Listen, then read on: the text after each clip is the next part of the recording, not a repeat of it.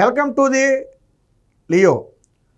YCP అంటేనే ఆ ఆకృత్యాలకు అఘాయిత్యాలకు పాల్పడే పార్టీ అని చెప్పి ఇప్పటికే పేరుంది. ఎందుకంటే ఎక్కడ ఏ మహిళ మీద అఘాయిత్యం జరిగినా ఏదో ఒక మూల దానికి వైసీపీతో లింక్ ఉంటుంది. ఆడు వైసీపీ నాయకుడో కార్యకర్తడో లేదా వాళ్ళ సపోర్ట్ ఉన్నవాడో మొత్తానికి ఏదో ఒక లింక్ ఉంటుంది. తాజాగా ఒక బీటెక్ విద్యార్థిని మీద అత్యంత దారుణంగా అత్యాచారం చేయడమే కాకుండా దాన్ని సెల్ ఫోన్లో చిత్రీకరించి తరువాత వేధిస్తున్నటువంటి ఘటన అయితే కొంచెం ఆలస్యంగా వెలుగులోకి వచ్చింది. వీళ్ళంతా కూడా వైసీపీ విద్యార్థి విభాగానికి యువజన విభాగానికి చెందిన వాళ్ళు, ఆ పార్టీలో చురుగ్గా పనిచేసిన వాళ్ళు, ఆ వైసీపీ నాయకులతో సంబంధాలు ఉన్నవాళ్ళు అనమాట. ఇందులో ముగ్గురు ఇన్వాల్వ్ అయి ఉంటే ఈ ముగ్గురు కూడా వైసీపీ పార్టీ యువజన విభాగంలో సభ్యత్వం ఉన్నవాళ్ళగా అయితే గుర్తించారు. ఇప్పుడు తాజాగా ఎన్టీఆర్ జిల్లా కంచికచర్లకు చెందినటువంటి పరిటాల అనే ఒక గ్రామంలో జరిగినటువంటి, అంటే గ్రామంలో ఉన్న మహిళకు జరిగినటువంటి అఘాయిత్యానికి సంబంధించిన ఘటన అయితే ఇది. ఒక బీటెక్ విద్యార్థిని, మనం ఏంటంటే ఆ పేరును వివరాలు బయట పెట్టలేని పరిస్థితి. సో ఒక బీటెక్ విద్యార్థినికి అక్కడే చదువుతున్నటువంటి ప్రభు కుమార్ అనే ఒక వ్యక్తితో అయితే పరిచయం ఏర్పడింది. సో అది తప్పు కాదు. ఆ తర్వాత వారి మధ్య స్నేహం ఏర్పడింది. అయితే ఈ ప్రభు కుమార్కు ఈ పరిటాల అనే గ్రామంలో ఇంకొక ఇద్దరు ఫ్రెండ్స్ ఉన్నారు. వాళ్ళు షేక్ గాలి సైదు, మరొకరు హుస్సేను. అంటే హుస్సేను, గాలి సైదా, మన అలాగే ప్రభు కుమార్, వీరు ముగ్గురు స్నేహితులు. ఎప్పుడైతే ప్రభు కుమార్కి ఈ అమ్మాయి పరిచయం అయి స్నేహం ఏర్పడిందో ఆటోమేటిక్గా పరిచయం చేస్తారు కాబట్టి ఆ అమ్మాయి వాళ్ళకు కూడా ఆ పరిచయం ఏర్పడింది. సరే, ఇక్కడ వరకు అంతా బాగానే ఉంది. అయితే వీళ్ళలో ఒక దుర్బుద్ధి ఉంది. ఎలాగైనా సరే ఈ అమ్మాయి మీద అఘాయిత్యం చేయాలనే దుర్బుద్ధి వాళ్ళలో ఉంది. కాబట్టి ఏం చేశారంటే కొంతకాలం గడిచిన తర్వాత ఆ సంక్రాంతి సమయంలో, ఎవరూ లేని సమయంలో ఈ అమ్మాయిని హుస్సేన్ అనే వ్యక్తి ఇంటికి తీసుకెళ్ళడం జరిగింది. ఏదో ఫంక్షన్ అని చెప్పో లేకపోతే మొత్తానికి ఏదో ఇంటికాడ ఏదైనా బర్త్డే పార్టీ ఉందని చెప్పో మొత్తానికి ఏదో ఒక మాయ మాటలు చెప్పి ఆ అమ్మాయిని అయితే అక్కడ తీసుకెళ్లారు. ఆల్రెడీ అక్కడికి అప్పుడు ఎవరు చేరుకున్నారు? ఈ సైదాతో పాటు ఆ స్నేహితుడిగా ఉన్నటువంటి ఆ ప్రభు, వీళ్ళిద్దరూ కూడా అక్కడికి, ప్రభు కుమార్ ఇద్దరు కూడా చేరుకున్నారు. ఆ తర్వాత సైదా లోనికి వెళ్ళి ఆ అమ్మాయి మీద అత్యాచారం చేస్తే ఆ సమయంలో వీళ్ళు అక్కడే ఉండి ఆ అత్యాచారాన్ని ఎంకరేజ్, ఇదేదో కర్తవ్యం సినిమాలో ఆ సీన్ లాగా ఉంటుంది. కర్తవ్య సినిమాలో కూడా సేమ్ అంతే. ఒక మహిళ మీద గుమస్తాకి చెందినటువంటి కూతురిని అఘాయిత్యం చేస్తే ఆ పక్క నుండి ఫ్రెండ్స్ చప్పట్లు కొట్టి ఎంకరేజ్ చేయడమే కాకుండా దాన్ని వీడియో రూపంలో తీస్తారు. యాజ్ ఇట్ ఈజ్ సీన్ ఇక్కడ జరిగింది అంతే. కాకపోతే అది సినిమాలో రీలు, ఇదేమో రియల్. ఇక్కడ కూడా సైదా అనే వ్యక్తి అఘాయిత్యం చేస్తుంటే వాస్తవానికి స్నేహితుడైన వ్యక్తి ప్రభు కుమార్, కానీ అఘాయిత్యం చేసింది సైదా అనే వ్యక్తి. అత్యంత కీలకంగా వైసీపీలో క్రియాశీలకంగా ఉన్నటువంటి వ్యక్తే ఈ సైదా అనే వ్యక్తి. సో దీన్ని సెల్ ఫోన్లో చిత్రీకరించారు. సరే, అయిపోయిందా అక్కడితో అంటే తరువాత బ్లాక్మెయిల్ చేయడం మొదలుపెట్టారు. నువ్వు మాకు కూడా లొంగాలి, లేకపోతే వీటిని నెట్లో పెడతాం లేదా గ్రూపుల్లో షేర్ చేస్తామని చెప్పి బెదిరించడం మొదలుపెట్టారు. ఆ అమ్మాయి మానసికంగా నలిగిపోయి ఇబ్బంది పడి పడి పడి ఇక ఆత్మహత్య చేసుకునే స్టేజ్కి వెళ్ళిపోయిన తర్వాత ఈ ఒత్తిడి తట్టుకోలేక తల్లిదండ్రులకు చెబితే అప్పుడు అసలు విషయం బయటకు వచ్చింది. దీని మీద పోలీస్ కంప్లైంట్ ఇస్తే విచారణ కూడా చేస్తున్నారు, అదుపులోకి కూడా తీసుకున్నట్టుగా ఉన్నారు. అంటే వైసీపీలో ఎంత కామాంధులు ఉన్నారు. అసలు వైసీపీ పార్టీనే వైకామా పార్టీగా పిలుస్తారు. ఎందుకంటే సరే, మనం ఏదో కింది స్థాయి ముక్కు మొహం తెలియని కార్యకర్తల గురించి మాట్లాడుతున్నాం. అసలు ఆ పార్టీలో ఉన్న వాళ్ళు ఎవరు? ఒక అంబటి రాంబాబు, ఒక అవంతి శ్రీనివాసు, ఒక గోరంట్ల మాధవ్, లేక ఒక అనంతబాబు, ఎవరి పార్టీలో ఉన్న వాళ్ళందరూ ఎవరో, ఒక దువ్వాడ శ్రీనివాసు, ఎవరు వీళ్ళంతా పార్టీలో ఉన్నవాళ్ళు? వీళ్ళు చేసిన ఘనకార్యాలేంటి మనకు తెలీదా? గంట అరగంట దగ్గర మొదలు పెడితే సంజనా సుకన్య వరకు ఎన్ని కథలు నడిపారు వాళ్ళు. అంటే పార్టీలో ఉన్నటువంటి కీలక నేతలు, రాష్ట్ర నేతలే ఆ స్థాయిలో ఉంటే ఆ బుద్ధులు కాక ఆ నీతి బుద్ధులు ఎక్కడొస్తాయి వీళ్ళకి? వాళ్ళకు వచ్చేది ఆ బుద్ధులే కదా. అత్యంత దారుణం మహిళల మీద. మీకు విచిత్రం తెలుసా? కేంద్ర ప్రభుత్వం చెందినటువంటి ఒక సంస్థ విడుదల చేసిన నివేదికలో కూడా అత్యాచారాల్లో, అంటే మహిళల మీద అఘాయిత్య కేసులు ఎక్కువ ఉన్నటువంటి పార్టీ వైసీపీ పార్టీనే. వాళ్ళకే ఎక్కువ టికెట్లు ఇచ్చాడు జగన్మోహన్ రెడ్డి. ఉమెన్ మీద హెరాస్మెంట్ కేసులు ఎక్కువ ఉన్నటువంటి వాళ్ళు వైసీపీ పార్టీ నేతలే, వాళ్ళకే టికెట్లు ఇచ్చాడు జగన్మోహన్ రెడ్డి. మొన్న అంబటి రాంబాబుకి టికెట్ ఇవ్వలేదా? మొన్న ఇచ్చాడు కదా. దువాడకి టికెట్ ఇవ్వలేదా? సరే, ఓడిపోయాడు, అది వేరే విషయం. టికెట్ ఇవ్వలేదా? ఇచ్చాడు కదా. మరి జగన్మోహన్ రెడ్డి ఎవరిని పార్టీలో పెట్టుకుని నడుపుతున్నాడు? ఆ బుద్ధిలే వీళ్ళకి వచ్చాయి. సో ఇప్పుడు మనం చూసేది ఆ వ్యక్తినే. ఈ వ్యక్తే ఎవరైతే ఇప్పుడు గాలి సైదా అని చెప్పి మనం మాట్లాడుకున్నామో ఈ వ్యక్తి దీనికి సంబంధించిన వార్త కూడా అయితే ఒకటి వచ్చింది, ఒకసారి చూద్దాం. వైసీపీ ఉన్మాదుల ఆకృత్యం, ఇంజనీరింగ్ విద్యార్థినిపై ఒకరి అత్యాచారం, వీడియోలు చిత్రీకరించామని మరొక ఇద్దరి బెదిరింపులు, తమ కోరిక కూడా తీర్చాలి అంటూ వేధింపులు, పోలీసులను ఆశ్రయించిన ఆ బాధితురాలు, అదుపులో అయితే ఆ నిందితులు. ఇది ఇందాక నేను సినిమా కర్తవ్యం సినిమాలో సీన్ అని చూడండి, అది ఇదే.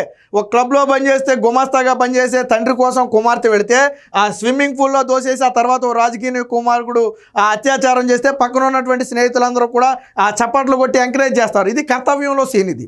సో యాజ్ ఇట్ ఈస్గా రిపీట్ ఎక్కడైందంటే ఇది ఇప్పుడు ఎన్టీఆర్ జిల్లా కంచికచర్ల వద్ద రిపీట్ అయింది. సో ఇక్కడ సేమ్ యాజ్ ఇట్ ఈస్గా అచ్చం ఇలాగే ఒక ఇంజనీరింగ్ విద్యార్థినిని ప్రేమ పేరుతో వంచి ఆమెపై అత్యాచారం చేస్తున్న యువకుడిని ప్రోత్సహించారు వైసీపీ యువజన విభాగానికి చెందినటువంటి యువకులు. ఈ దృశ్యాలను ఫోన్లో చిత్రీకరించామని వేధిస్తుండటంతో ఆమె పోలీసులను ఆశ్రయించింది. ఇక అసలు విషయం ఎన్టీఆర్ జిల్లా కంచికచర్లలోకి వెళ్తే తిరువూరుకు చెందినటువంటి ఒక యువతి బీటెక్ అయితే చదువుతుంది. పరిటాల గ్రామానికి చెందిన చింతల ప్రభుకుమార్ ఈ వ్యక్తి ఆమెతో పాటు చదువుతున్నాడు. వీరిద్దరి మధ్య స్నేహం ఏర్పడింది. అయితే ఈ ప్రభుకుమార్కి ఆ గ్రామానికి చెందిన పెయింటర్ షేక్ గాలి షాహిద్, ఇదే మనం సైదు అన్న వ్యక్తి, అత్యాచారం చేసిన వ్యక్తి, ఇందా చూపించిన వ్యక్తి ఈ వ్యక్తి. సో షాహిద్ అనే వ్యక్తి, షేక్ హుసేన్ అనే వ్యక్తి, ఇద్దరు ప్రభుకుమార్, ముగ్గురు ఒక ఊరికి చెందిన వాళ్ళే, ఫ్రెండ్స్కు కూడా ఉన్నారు. సో ఎప్పుడైతే వీళ్ళ ముగ్గురు ఫ్రెండ్స్గా ఉన్నారో ఈ అమ్మాయి కూడా ఆటోమేటిక్గా వాళ్ళకి పరిచయం అయింది. ఎప్పుడైతే ప్రభుకుమార్కి స్నేహితురాలుగా పరిచయం అయిందో ఆటోమేటిక్గా వాళ్ళిద్దరికీ కూడా పరిచయం అయింది. ఇక ఇందులో షేక్ హుసేన్ అనే వ్యక్తి కొంచెం సోషల్ మీడియాలో చురుగ్గా ఉండి కొంచెం ఎప్పటికప్పుడు ఇన్స్టాగ్రామ్లో రీల్స్ పోస్ట్ చేస్తూ కొంచెం యాక్టివ్గా ఉంటాడు సోషల్ మీడియాలో షేక్ హుసేన్ అనే వ్యక్తి. సో ఈ వ్యక్తికి కూడా ఈ అమ్మాయి ఆటోమేటిక్గా పరిచయం అయింది. సో ఆ తరువాత వీళ్ళలో ఉన్న దుర్బుద్ధిని అప్పుడు బయటికి తీశారు. చూడండి, పూర్తిగా నమ్మకం ఏర్పడిన తర్వాత ఈ ఏడాది సంక్రాంతి సమయంలో ఇంట్లో ఎవరు లేకపోవడంతో హుసేన్ ఇంటికి తీసుకెళ్లాడు. అక్కడ షాహిద్ ప్రభుకుమార్ చేరుకున్నారు. కాసేపటికే హుస్సేన్ బయటకు వచ్చేశాడు.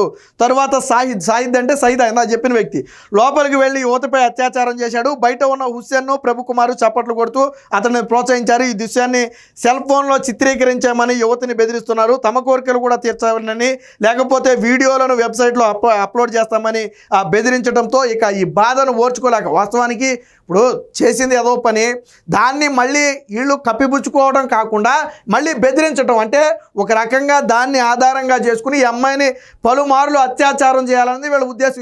ఈ ముగ్గురు కలిసి వేసిన ప్లానే వాస్తవానికి. లేకపోతే ప్రభుకుమార్ స్నేహితుడైతే వేరొకరు ఆ అమ్మాయి మీద అత్యాచారం ఎలా చేశారు? అంటే వీళ్ళు నీచులు కామాంధులు కాబట్టి ఆ బుద్ధి వీళ్ళ అణువణువులోనూ ఆ బుద్ధి ఉంది కాబట్టి వాళ్ళు ఇలాంటి అగాత్యానికి పాల్పడ్డారు. జరిగిన దాన్ని మళ్ళీ చిత్రీకరించి బ్లాక్మెయిల్ చేయటం, బలవంతంగా అత్యాచారం చేయటమే కాకుండా దాన్ని బ్లాక్మెయిల్ చేయటం.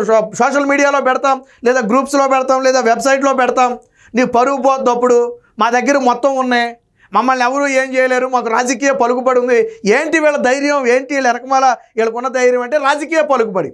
మా వెనకమాల నాయకులు ఉన్నారు, మమ్మల్ని కాపాడతారు, మేము ఏదో పని చేసినా మాకు అడ్డు లేదు. అది మీ ప్రభుత్వం ఉన్నప్పుడు నిజంగానే ఇది వైసీపీ హయాంలో జరుగుంటే అసలు కేసు కూడా బయటకు రాదు. వెళ్ళి కంప్లైంట్ ఇచ్చిన పోలీసులు కేసు కూడా తీసుకోకపోదురు. ఇదే వైసీపీ ప్రభుత్వం అయితే నేను చెప్తున్నా, ఆ ముగ్గురి మీద కంప్లైంట్ ఇస్తే తీసుకోరు. ఎందుకంటే వాళ్ళు ముగ్గురు వైసీపీ యువజన విభాగంలో యాక్టివ్గా ఉన్నవాళ్ళు, వైసీపీ కోసం హార్నెస్లు పనిచేసిన వాళ్ళు కాబట్టి కంప్లైంట్ కూడా ఉండదు. కాకపోతే ఇది కూటమి ప్రభుత్వం కాబట్టి అందులో టీడీపీ వాళ్ళు ఉన్నా, కూటమికి చెందిన వాళ్ళు ఉన్నా, లేదా వైసీపీ వాళ్ళు ఉన్నా, అమ్మాయిల విషయంలో కూటమి ప్రభుత్వం చాలా స్పష్టంగా ఉంది. గతంలో కూడా చంద్రబాబు గారు కూడా ఒక మాట చెప్పారు, ఎవరైనా అమ్మాయిల మీద అఘాయిత్యం చేస్తే వాళ్ళకి అదే చివరి రోజు కావాలని చెప్పడం జరిగింది. కాబట్టే ఈరోజు కేసు పెట్టడం జరిగింది. అంటే వీళ్ళ రాజకీయ అండ చూసుకుని, రాజకీయ అండ అనేది 10 మందికి పని చేయడానికి ఉపయోగపడాలి, ఎవడైనా పేదవాడికి ఇంత సాయం చేయడానికి ఉపయోగపడాలి, అప్పుడు 10 మంది చెప్పుకుంటారు నీ పేరు. అంతేగాని దాని అండ చూసుకుని ఇలా మహిళల మీద తెగబడతాం, బరిదెగించి ఓళ్ళ మీద పడి ఎవరి మీద పడితే వాళ్ళ మీద అత్యాచారాలు చేస్తామంటే చూస్తూ ఊరుకునే పరిస్థితి ఉండదు. ఇలా ముగ్గురిని కూడా పోలీసులు అయితే అదుపులోకి అయితే తీసుకున్నారు. వీరి వెనక ఎవరున్నారనే కోణంలో కూడా విచారిస్తున్నారు.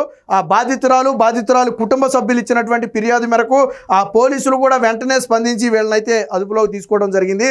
అంటే ఒక మహిళకు రక్షణ కల్పించాలని కూటమి ఏ విధంగా పనిచేస్తుంది కూటమి ప్రభుత్వం అనడానికి ఇది ఒక ఉదాహరణ. సరే, జరిగింది దురదృష్టకర ఘటనే, కాకపోతే వెంటనే యాక్షన్ తీసుకోవడం అనేది ఖచ్చితంగా ఉపయోగకరం. ఇలాంటి వారికి కఠిన శిక్షలు పడాలా.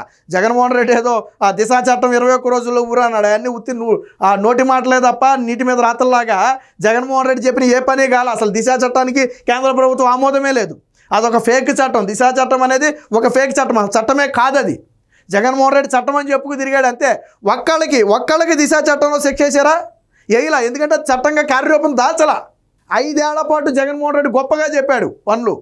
ఒకవేళ నిజంగా చిత్తశుద్ధి ఉంటే జగన్మోహన్ రెడ్డి ఇప్పుడు డిమాండ్ చేయాలి, ఇలా ముగ్గురికి ఉరిదీయమని డిమాండ్ చేయాలి, వైసీపీ నాయకులు కఠినంగా శిక్షించాలని డిమాండ్ చేయాలి. నిజంగా మీకు మహిళల పట్ల చిత్తశుద్ధి ఉంటే ఇలా ముగ్గురిని కఠినంగా శిక్షించింది, వాళ్ళు చేసిన విధవ పనే సమాజానికి సిగ్గుచేటు, మహిళలు తలదించుకునే పని ఇది, వాళ్ళ కుటుంబ సభ్యులు తలదించుకునే పని, వాళ్ళని కఠినంగా శిక్షించండి, మరొకటి అలాంటి పని చేయకూడదని చెప్పి డిమాండ్ చేయాలి. ఒకడు మాట్లాడుతున్నాడు వైసీపీ వాడు. టీడీపీ నేతల మీద చిన్న ఆరోపణ వస్తే ముందు వివరణ కూడా అడగకుండానే చంద్రబాబు గారు తీసి పక్కన పెడుతున్నారు. ఎమ్మెల్యే లాంటి వాళ్ళని కూడా తీసి పక్కన పెట్టారు పార్టీ నుంచి, వివరణ కూడా అడగల. తర్వాత సంగతి అదంతా. ఒక మహిళ మీద అఘాయిత్యమనో లేదా మహిళ మీద వేధింపులు అంటే ఎంతటి వాడినైనా తీసి పక్కన పెడుతున్నారు. మరి అది కదా చిత్తశుద్ధి అంటే. అది జరిగిందా లేదనే తర్వాత ఇక్కడ రెడ్ హ్యాండెడ్గా దొరికారు. ఫిర్యాదు స్వయంగా బాధితురాలు తల్లిదండ్రులు ఇచ్చారు. మరి ఎందుకు వీళ్ళని శిక్షించాలని డిమాండ్ చేయరు? వైసీపీ కామాంధుల పార్టీ, వైసీపీలో ఉన్నవాళ్ళు అణువణువు కూడా మహిళల మీద అఘాయిత్యాలు చేయడానికి, అత్యాచారాలు చేయడానికి తెగబడతారు అనడానికి ఇదొక నిదర్శనం. ఏది ఏమైనా ఈ ముగ్గురు యువకుల మీద పోలీసులు కఠిన చర్యలు తీసుకుని మరొకరు ఇలాంటి ఘటనలకు పాల్పడకుండా బుద్ధి చెప్పాలని చెప్పి అందరూ కూడా కోరుకుంటున్నారు. Please subscribe to Leo news for more videos.